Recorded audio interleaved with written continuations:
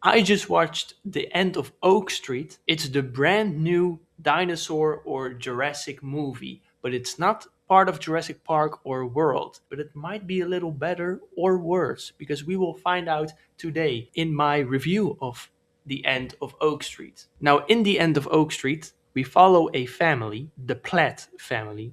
They live on Oak Street and they're going through some relation problems as a family when all of a sudden their entire neighborhood gets teleported to the Jurassic time period. They now need to survive and find their way back home and also try not to lose hope and faith in their own family, all while being chased down by dinosaurs. And that's all I will say without giving too many spoilers. So first off, I want to talk about the cast because there's four people in this family that you probably know or you think you might know, but you don't know from what you know them. And I'm going to tell you right now because also one of these actors I think you're going to see a lot more in the future because I think they're good and they already have a lot of great movies and roles that they have done. But first off, we have Ewan McGregor, of course.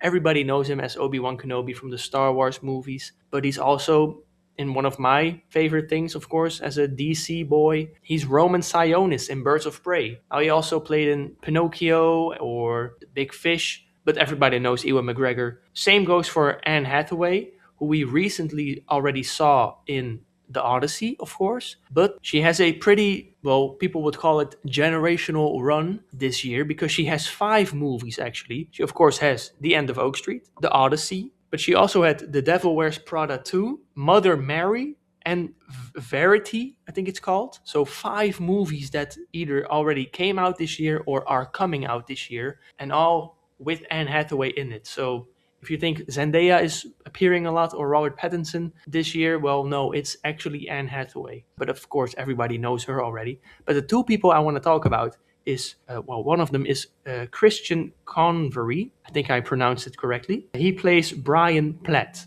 Of course, Ewan McGregor played Greg Platt, the father. Anne Hathaway played Denise Platt, the mother. And then we have Christian Convery, who plays the son, Brian Platt.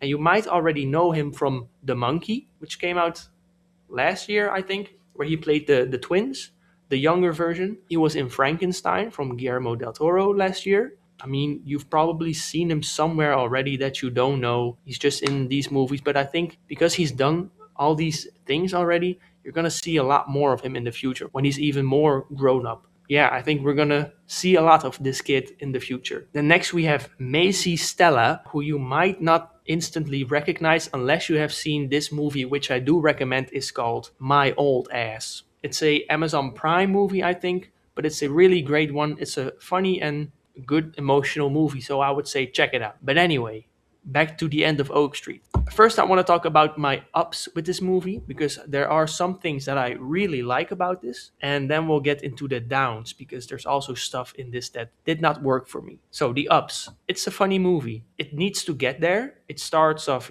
pretty normal, pretty serious, especially when you get to the point of where they get teleported to the Jurassic era. But at some point in the movie, there's like, oh, that was pretty funny. That was like a joke. And then they keep making these sort of jokes. Or maybe I just found some things funny, like characters falling or just things that surprised me.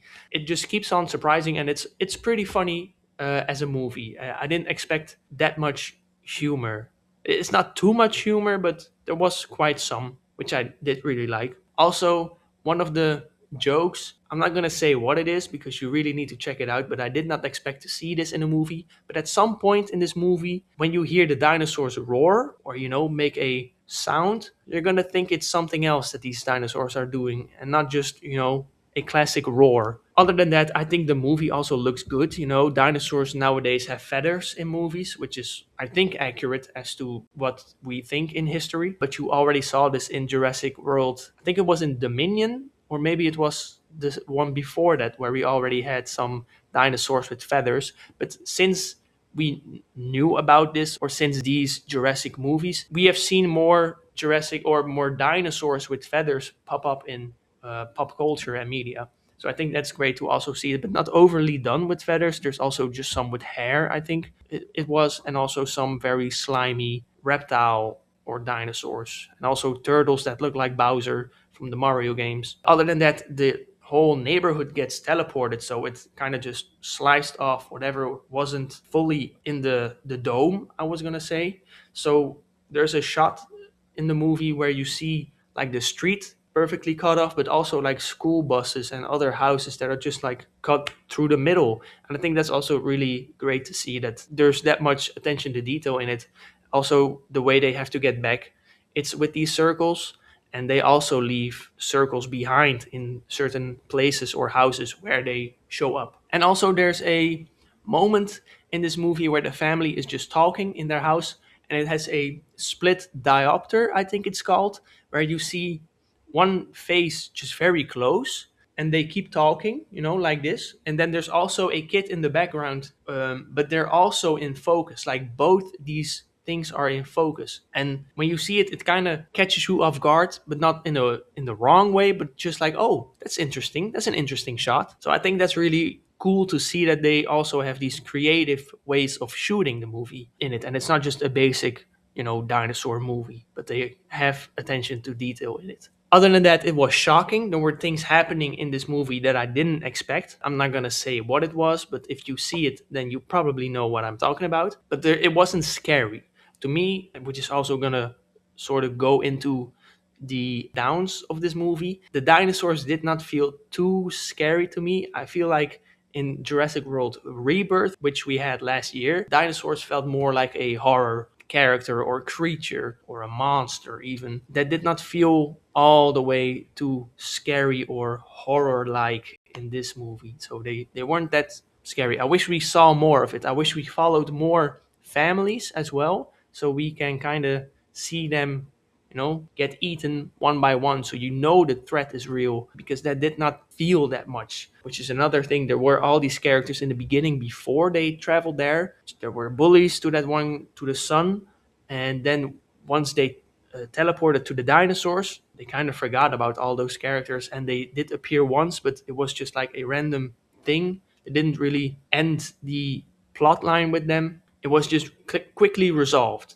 Also, a storyline with the neighbor also didn't feel like it mattered very much when or once we got to the dinosaurs. It just kind of forgot about them and only moved on with the family, which was kind of weird that they didn't really do anything with those characters, unfortunately, which kind of left some plot lines unresolved, or just, they moved on very quickly from it. Also, the ending was a little confusing. I'm not really going to say what it is, but yeah, it's confusing in a way that they do, of course, get back, but to prevent it or to tell everybody what is happening, maybe I'm just going to say it. Spoiler right now. I will say unspoiler, or I will leave it down below. But once the family travels back to warn the father and the other neighbors, of course, it's kind of weird because the other character, the Jeanette, I think her name was, there's now two of her.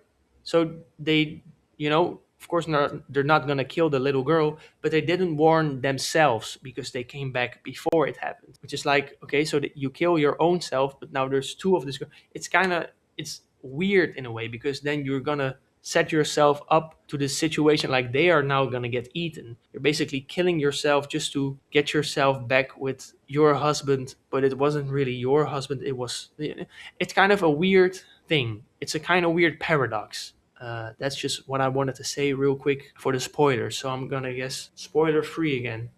Spoiler free. We're back. We did talk about the girl Jeanette. I didn't think she added much to the story, which also brings me into that my girlfriend reviews the movie now. So just gonna say it. She gave the movie 3 stars. She did like it. Her favorite character was the dog, of course.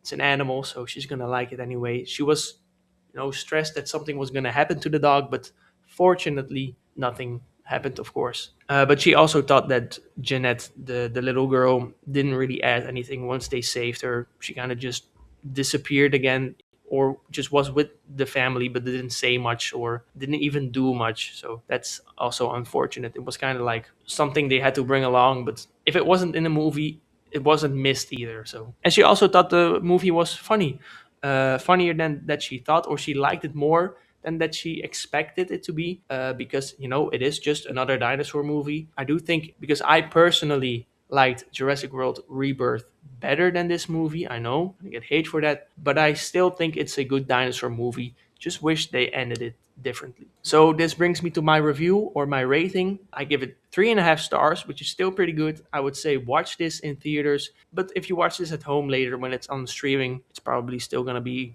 a fun movie. It's not going to be the best of the year. That's why it's on my 12th spot of movies this year. But I would say any movie is always better to watch it in theaters. So always go to theaters, guys. Always do it. But this is my end of Oak Street. This is my end of the review of the end of Oak Street. That's what I mean to say. So let me know if you watched the movie as well. Did you like it?